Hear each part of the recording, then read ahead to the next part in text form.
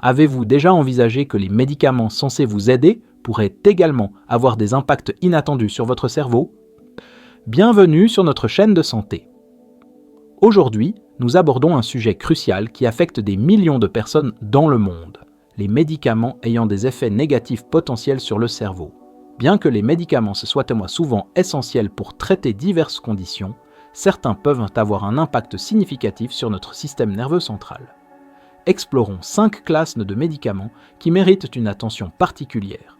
Commençons par les benzodiazépines ou tranquillisants qui, étonnamment, peuvent causer de l'agitation. Ces médicaments sont couramment prescrits pour gérer l'anxiété, l'insomnie et les crises d'épilepsie. Des noms familiers incluent l'alprazolam, le diazépam et le clonazépam. Bien qu'efficaces à court terme, une utilisation prolongée peut entraîner des effets secondaires importants liés au cerveau. Les benzodiazépines fonctionnent en augmentant l'activité du neurotransmetteur GABA, produisant un effet calmant. Cependant, plus vous les utilisez longtemps, plus le cerveau peut devenir dépendant de ces médicaments pour maintenir l'équilibre chimique.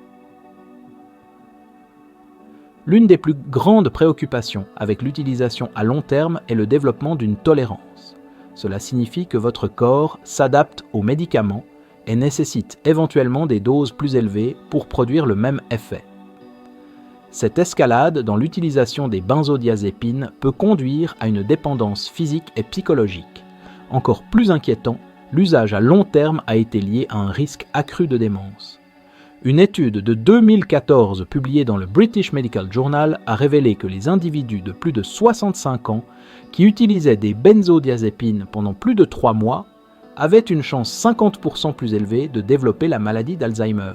De plus, ces médicaments peuvent altérer la fonction cognitive à court terme, de nombreux utilisateurs signalant des sensations de brouillard mental ou de difficulté à se concentrer.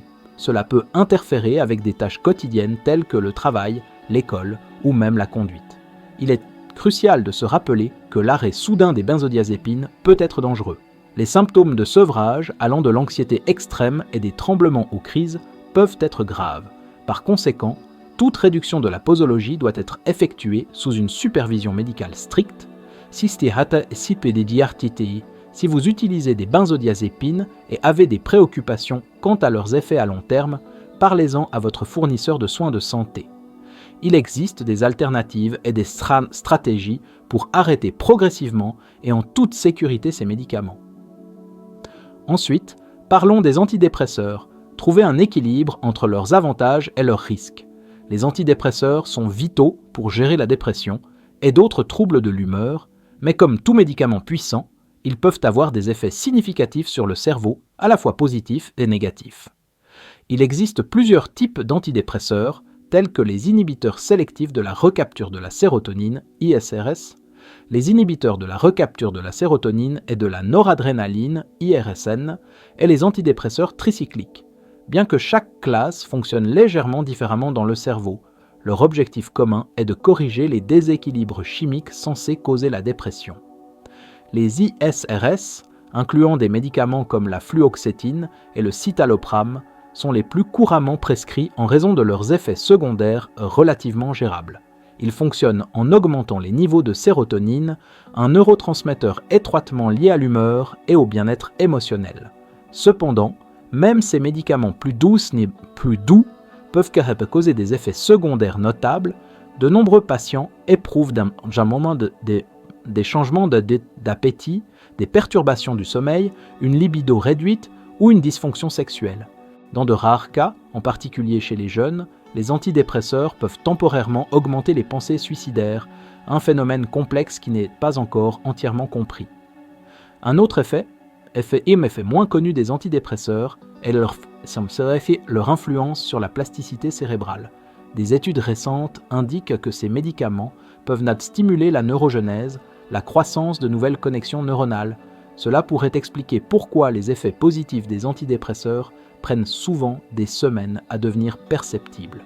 D'un autre côté, l'arrêt brusque des antidépresseurs peut déclencher un syndrome de discontinuation, entraînant des symptômes tels que des vertiges, des nausées, de l'anxiété et d'étranges sensations de choc électrique. Par conséquent, l'arrêt de ces médicaments doit être effectué prudemment et avec un accompagnement professionnel. Bien que cela ne soit pas considéré comme une dépendance traditionnelle, cela montre que le cerveau s'ajuste à la présence continue des antidépresseurs. Il est important de comprendre que pour de nombreuses personnes souffrant de dépression sévère, les avantages de ces médicaments l'emportent largement sur les risques potentiels. La dépression non traitée peut avoir des conséquences graves, y compris un risque accru de suicide. Si vous prenez des antidépresseurs, maintenir un dialogue ouvert avec votre médecin au sujet des effets secondaires est essentiel. Et rappelez-vous, ne jamais arrêter de les prendre brusquement sans supervision médicale. De plus, les antidépresseurs sont les plus efficaces lorsqu'ils sont utilisés conjointement avec une psychothérapie. La thérapie cognitive comportementale, TCC en particulier, s'est révélée très efficace pour gérer la dépression et peut, dans certains cas, réduire le besoin de médication à long terme. Maintenant, passons aux analgésiques opioïdes, une classe de médicaments qui vient avec le grave danger de dépendance. Les opioïdes tels que l'oxycodone, l'hydrocodone et la morphine sont des médicaments puissants utilisés pour traiter des douleurs modérées à sévères. Bien qu'ils soient très efficaces pour soulager la douleur, ils présentent également des risques significatifs, en particulier concernant le cerveau. Les opioïdes agissent en se liant à des récepteurs spécifiques dans le cerveau et la moelle épinière, bloquant la transmission des signaux de douleur. En même temps, ils activent le système de récompense du cerveau, libérant de la dopamine et créant des sensations d'euphorie. Cette combinaison de soulagement de la douleur et d'euphorie rend les opioïdes très efficaces mais aussi très addictifs. L'un des plus grands dangers de l'utilisation des opioïdes est le développement rapide de la tolérance et de la dépendance. Au fur et à mesure que l'utilisation des opioïdes se poursuit, le cerveau s'habitue à la présence du médicament, nécessitant des doses de plus en plus élevées pour obtenir les mêmes effets. Cela peut entraîner une dépendance physique et psychologique, avec des impacts durables sur le cerveau. Des études d'imagerie cérébrale révèlent que l'utilisation prolongée des opioïdes peut altérer la structure et la fonction des zones du cerveau impliquées dans la douleur, la récompense et la prise de décision. Ces changements peuvent persister même après l'arrêt du médicament, ce qui explique pourquoi la rechute est si courante dans les troubles liés à l'utilisation des opioïdes. En outre, l'utilisation à long terme des opioïdes peut entraîner une condition connue sous le nom d'hyperalgésie induite par les opioïdes où le corps devient plus sensible à la douleur. Paradoxalement, les médicaments censés soulager la douleur peuvent causer aux patients de ressentir plus de douleur au fil du temps. La fonction cognitive peut également être affectée, de nombreux utilisateurs signalant des difficultés de concentration, des problèmes de mémoire et de la somnolence. À des doses élevées, les opioïdes peuvent déprimer la respiration, provoquant une privation d'oxygène dans le cerveau, ce qui, dans les cas extrêmes, peut entraîner la mort. La crise des opioïdes, en particulier aux États-Unis, a mis en évidence les risques de mauvais usage et de surprescription. En 2019, près de 50 000 personnes aux États-Unis sont mortes d'overdoses liées aux opioïdes. Cependant, il est important de reconnaître que les opioïdes jouent toujours un rôle critique dans la gestion de la douleur, notamment dans les soins palliatifs et les situations de douleur post-opératoire aiguë. La clé est de trouver un équilibre entre leurs avantages et leurs risques. Si vous utilisez des opioïdes pour la gestion de la douleur, il est vital de suivre attentivement les instructions de votre médecin. N'augmentez jamais votre posologie par vous-même et soyez vigilant pour tout signe de dépendance. Des stratégies de gestion de la douleur alternatives et complémentaires sont disponibles, incluant des thérapies physiques, des techniques de relaxation et des médicaments non opioïdes. Discutez de ces options avec votre médecin pour vous assurer que vous gérez la douleur de manière sûre et efficace. Anticholinergiques, la menace silencieuse pour la mémoire. Les médicaments anticholinergiques représentent un large groupe de médicaments utilisés pour traiter une variété de conditions, des allergies et du mal des transports à l'incontinence urinaire et à la maladie de Parkinson. Bien qu'ils soient efficaces, des études récentes ont soulevé des préoccupations quant à leur impact à long terme sur le cerveau, notamment en ce qui concerne la mémoire et la fonction cognitive. Les anticholinergiques fonctionnent en bloquant l'action de l'acétylcholine, un neurotransmetteur qui joue un rôle vital dans les processus cérébraux tels que la mémoire, l'attention et l'apprentissage. Certains médicaments courants ayant des propriétés anticholinergiques incluent des antihistaminiques comme la diphénhydramine, des antidépresseurs tricycliques comme la mitriptyline et des médicaments contre l'incontinence comme l'oxybutynin. L'un des effets les plus préoccupants de ces médicaments est leur potentiel d'altérer la fonction cognitive, en particulier chez les adultes plus âgés. Des recherches ont montré que l'utilisation prolongée des anticholinergiques peut augmenter le risque de déclin cognitif et de démence. Une étude publiée dans JAMA Internal Medicine en 2015 a révélé que l'utilisation régulière de médicaments anticholinergiques pendant plus de 3 ans augmentait le risque de démence de 54%. Initialement, les effets cognitifs peuvent être subtils, tels que des oublis mineurs ou des difficultés à rappeler des mots. Cependant, avec une utilisation continue, ces symptômes peuvent s'accumuler et devenir plus prononcés, entraînant potentiellement un handicap important. Cela est particulièrement préoccupant pour les adultes plus âgés qui peuvent prendre plusieurs médicaments ayant des effets anticholinergiques sans réaliser l'impact combiné sur leur fonction cérébrale. En plus des préoccupations cognitives, les anticholinergiques peuvent causer d'autres effets secondaires qui réduisent la qualité de vie. Cela inclut la bouche sèche, la vision floue, la constipation et la rétention urinaire. Pour les adultes plus âgés, ces effets secondaires peuvent augmenter le risque de chute et d'autres accidents, compliquant davantage leur santé. Il est important de noter que tous les médicaments anticholinergiques ne présentent pas le même risque de problèmes cognitifs.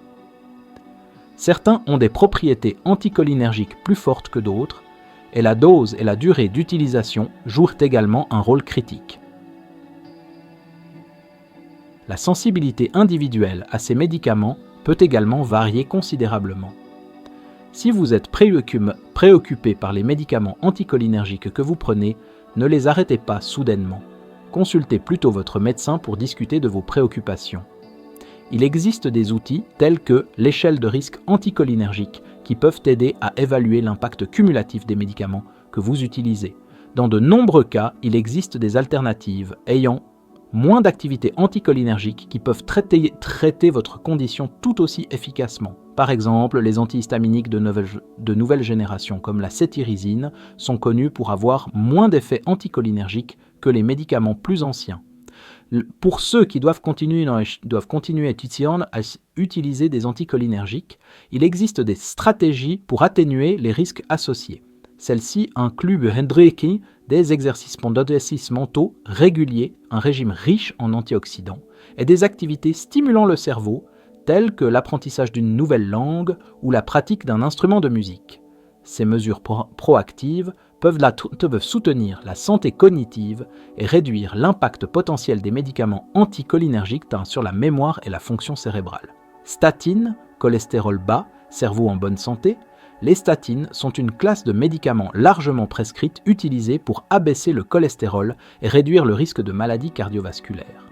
Des millions de personnes dans le monde prennent des médicaments tels que l'atorvastatine, la rosuvastatine et la simvastatine pour gérer leur niveau de cholestérol.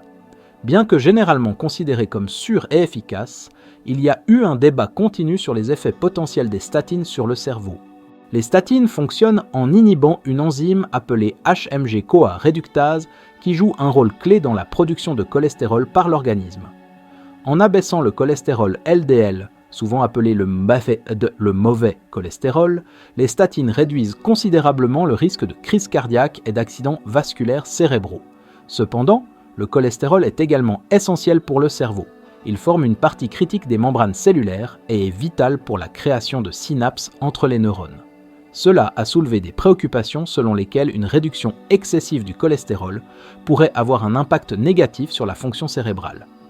Certaines études observationnelles ont suggéré un lien potentiel entre l'utilisation des statines et des problèmes cognitifs, tels que la perte de mémoire et la confusion. Cette préoccupation a incité la Food and Drug Administration, FDA, des États-Unis à ajouter en 2012 un avertissement sur les effets cognitifs possibles sur les étiquettes des statines. Cependant, les preuves scientifiques sur cette question restent mitigées.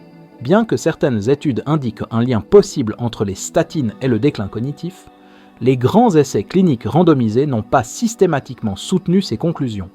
En fait, certaines recherches suggèrent que les statines pourraient même offrir un effet protecteur contre la démence. Une étude publiée dans l'European Heart Journal en 2018, qui a analysé des données de plus de 1,8 million de personnes, n'a trouvé aucune preuve que les statines augmentent le risque de démence. Au contraire, l'étude a indiqué que l'utilisation des statines était associée à un risque légèrement inférieur de développer la condition. Les résultats apparemment contradictoires peuvent être dus aux effets indirects des statines sur le cerveau. En réduisant le risque de maladies cardiovasculaires, les statines améliorent la circulation sanguine vers le cerveau, ce qui est crucial pour maintenir la santé cognitive. De plus, les statines possèdent des propriétés anti-inflammatoires, ce qui peut bénéficier au cerveau au fil du temps. Cela dit, certaines personnes peuvent être plus sensibles aux effets des statines sur la fonction cérébrale.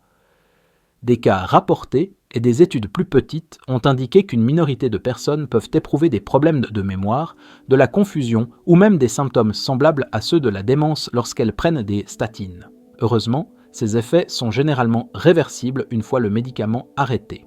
Un facteur qui pourrait influencer ces effets est la capacité de certaines statines à traverser la barrière hémato-encéphalique. Des statines comme la simvastatine et la lovastatine sont plus lipophiles, ce qui signifie qu'elles peuvent entrer dans le cerveau plus facilement que d'autres types. Cela pourrait expliquer pourquoi certaines personnes éprouvent des symptômes cognitifs lorsqu'elles prennent ces statines particulières. Théoriquement, cela pourrait entraîner des effets plus prononcés sur le système nerveux central. Un autre facteur important à considérer est l'interaction potentielle entre les statines et d'autres médicaments. Les statines sont métabolisées dans le foie par des enzymes qui traitent également de nombreux autres médicaments. Cela peut entraîner des interactions qui augmentent les niveaux de statine dans le sang, intensifiant potentiellement les effets secondaires. Il est crucial de souligner que les avantages des statines dans la prévention des maladies cardiovasculaires sont bien établis et que, pour la plupart des gens, ces avantages l'emportent largement sur les risques potentiels. Une étude publiée dans The Lancet en 2016 estimait que pour chaque 10 000 patients traités avec des statines pendant 5 ans, 500 événements cardiovasculaires seraient évités parmi ceux à risque. Si vous êtes préoccupé par les effets cognitifs liés potentiels lors de la prise de statine, il est important de ne pas arrêter le médicament sans consulter votre médecin. L'arrêt brusque des statines, en particulier si vous avez des antécédents de maladies cardiaques, peut présenter des risques sérieux. Partagez plutôt vos préoccupations avec votre fournisseur de soins de santé. Ils peuvent évaluer vos facteurs de risque individuels, explorer des alternatives ou ajuster votre posologie. Dans certains cas, passer à une autre statine ou ajuster le moment de votre dose peut aider à réduire les effets secondaires.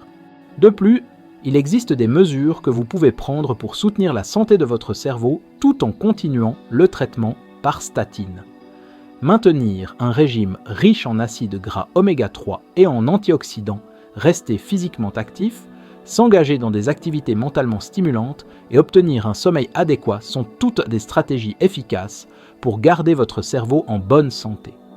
Rappelez-vous, la santé cardiovasculaire et la santé cérébrale sont profondément interconnectées. En prenant soin de votre cœur avec l'aide des statines, vous contribuez également au bien-être à long terme de votre cerveau.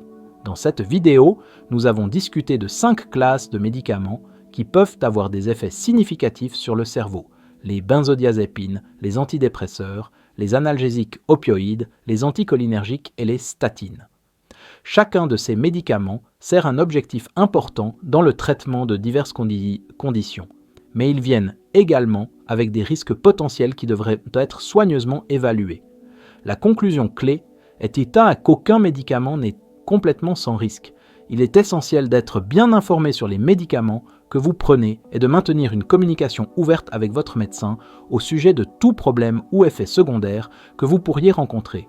Rappelez-vous, les décisions concernant le début, la continuation ou l'arrêt de tout médicament doivent toujours être prises en consultation avec un professionnel de la santé qualifié. Chaque individu est unique et ce qui fonctionne pour une personne peut ne pas être la meilleure solution pour une autre.